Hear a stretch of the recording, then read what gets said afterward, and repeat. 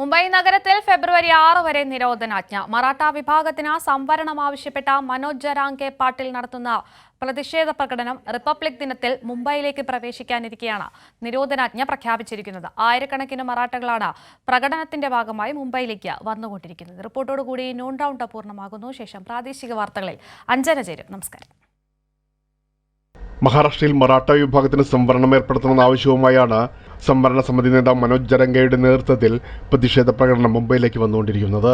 ആയിരക്കണക്കിന് അനുയായികളാണ് മനോജിനോടൊപ്പം പല വാഹനങ്ങളിലും കാൽനടയായും അനുഗമിക്കുന്നത്. ബുധനാഴ്ച പൂനെയിൽ നിന്ന് ലോണവാലയിലെത്തിയ പ്രതിഷേധ റാലി റിപ്പബ്ലിക് ദിനത്തിൽ മുംബൈയിൽ പ്രവേശിക്കാനാണ് സാധ്യത. മുംബൈയിലെത്തിയാൽ അനിശ്ചിതകാല സമരം ആരംഭിക്കാനാണ് പരിപാടി. ഈ സാഹചര്യത്തിലാണ് ഫെബ്രുവരി 6 വരെ മുംബൈ നഗരത്തിൽ 5-ലധികം പേർ ഒന്നിച്ചുകൂടാൻ പാടില്ലെന്ന നിരോധനാജ്ഞ പ്രഖ്യാപിച്ചിരിക്കുന്നത്.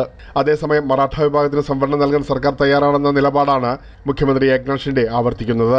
मराठा समाजाला आरक्षण देण्याचा निर्णय सरकारने घेतलेला आहे. ओबीसी समाज, इतर समाज कुणाचंही आरक्षण कमी न करता, त्यांना धक्का न लावता मराठा समाजाला आरक्षण देण्याची जबाबदारी സർക്കാർची आहे. മറ്റു വിഭാഗങ്ങൾക്കെതിരാകാതെ നിയമത്തിന്റെ എല്ലാ വശങ്ങളും പരിശോധിച്ച് അത് നടപ്പാക്കാനാണ് സർക്കാർ ശ്രമിക്കുന്നതെന്ന് ഏക്നാഥ് ഷിൻഡെ പറഞ്ഞു. നിലവിൽ OBC വിഭാഗത്തിന് ലഭിക്കുന്ന സംവരണത്തെ ബാധിക്കാതെ നടപ്പാക്കാൻ സാവകാശം വേണമെന്നാണ് മുഖ്യമന്ത്രിയുടെ നിലപാട്. പ്രേംലാൽ, കൈലി ന്യൂസ്, മുംബൈ.